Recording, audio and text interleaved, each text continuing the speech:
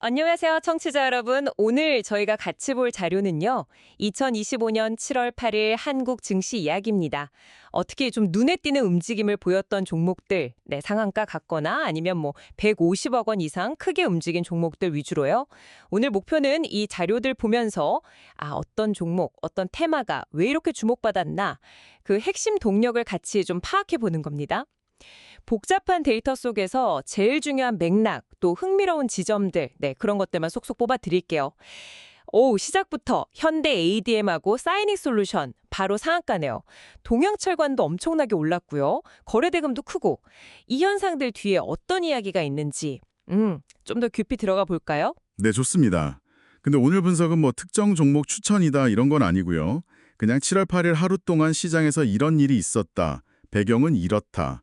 이런 현상 분석이라는 점, 그거 먼저 말씀드릴게요. 자료 보니까 확실히 변동성이 컸던 하루는 맞는 것 같습니다. 개별 종목부터 테마까지, 할 얘기가 많네요. 그럼 현대 ADM부터 볼까요? 29.94% 상한가.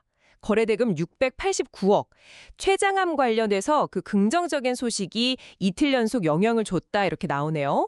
근데 이런 바이오 소식은 왜 이렇게 시장 반응이 즉각적이고 뭐랄까 강렬한 걸까요? 그거 좋은 질문인데요.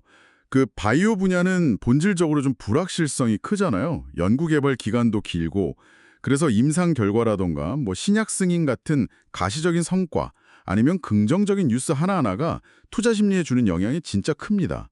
특히 현대 ADM처럼 특정 암, 췌장암 치료 기대감을 높인다 이런 소식은 단기적으로 아주 강력한 모멘텀이 되곤 하죠. 그렇군요. 사이닉 솔루션. 이거 신규 상장인데 이틀 만에 또 상한가. 와, 거래대금이 4,200억 원이 넘었어요.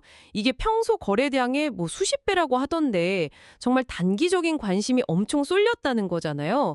신규 상장주 초기에 이런 뭐랄까 과열 현상 같은 거 이건 어떻게 봐야 할까요? 네, 맞습니다.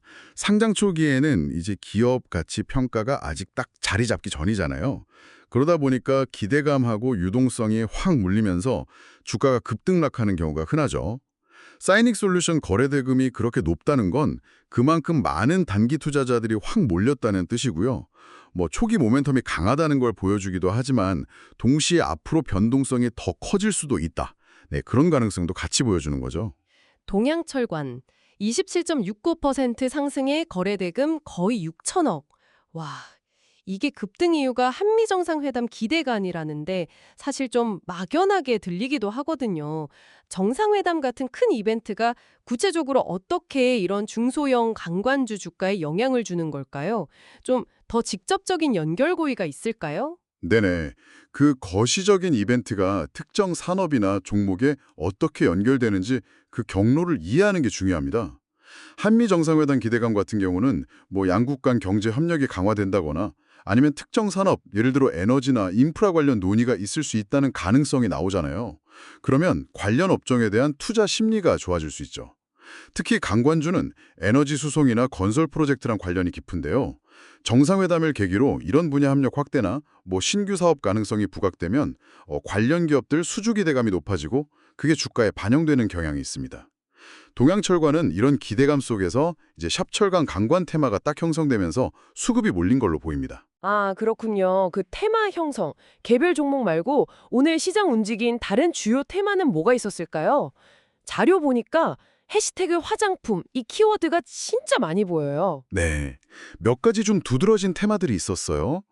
말씀하신 해시태그 화장품 테마, 이게 대표적이고요. 에이블 CNC는 글로벌 확장, 2분기 실적 기대, 파마리서치는 회사 내부 이슈랑 맞물려서 테마성을 올랐고 APR은 미용기기랑 같이 주목받았죠. 그러니까 이유는 조금씩 다른데 화장품이라는 큰 틀 안에서 같이 움직인 거죠. 그리고 아까 동양철관 나왔지만 하이스틸, 넥스틸 이런 종목들이 해시태그 철강관관 테마로 같이 묶여서 움직였고요. 해시태그 금융주 강세도 좀 주목할 만합니다. 하나금융지주, 신한지주 이런 주요 금융지주사들이 올랐는데 특히 하나금융지주에는 외국인 매수세, 그러니까 수급이 강하게 들어왔어요. 이건 보통 외국인들이 그 기업이나 한국 시장 전반을 좀 긍정적으로 본다는 신호로 해석될 수도 있고요. 마지막으로 해시태그 기타 개별 모멘텀들도 많았죠. 미트박스는 상법 개정 수혜 기대, 에건케미칼은 신소재 기대감, 이수페타시스는 기업 가치 재고 발표, 뭐 각자 호재로 급등한 종목들도 꽤 있었습니다. 이야, 들어보니까 진짜 다양한 재료들이 시장을 움직였네요. 뭐 개별 기업 뉴스부터 특정 산업 트렌드, 정책 기대감, 실적 전망까지. 오늘 하루만 봐도 시장이 진짜 복잡하고 여러 층위의 동력으로 움직이는구나 싶어요. 특히 그 거래량 폭증한 종목들, 와, 에이블 CNC는 전날보다 127배, 하이스틸 84배. 이거 엄청나네요, 진짜. 네, 그렇죠. 그런 이례적인 거래량 급증은 시장 관심이 그만큼 뜨겁다는 걸 보여주지만 동시에 말씀하신 것처럼 언제든 좀 급격한 변동성으로 이어질 수 있다. 네, 그 점은 염두에 둬야 합니다. 단기적인 과열일 수도 있고요. 네, 오늘 7월 8일 시장 분석 자료 통해서 주요 종목, 테마 움직임, 그 배경까지 좀 빠르게 훑어봤습니다. 이 정보들이 청취자 여러분께는 어떤 의미가 있을까요? 오늘 저희가 나눈 이야기가 시장을 이해하시는데 조금이나마 도움이 되었으면 합니다. 다만 이건 어디까지나 투자 결정의 참고 자료일 뿐이고요. 최종적인 판단과 책임은 청취자 여러분께 있다는 점, 네, 이건 항상 기억해 주시기 바랍니다. 시장은 뭐 계속 변하니까요. 꾸준히 정보 확인하시고 신중하게 접근하시는 게 필수적입니다.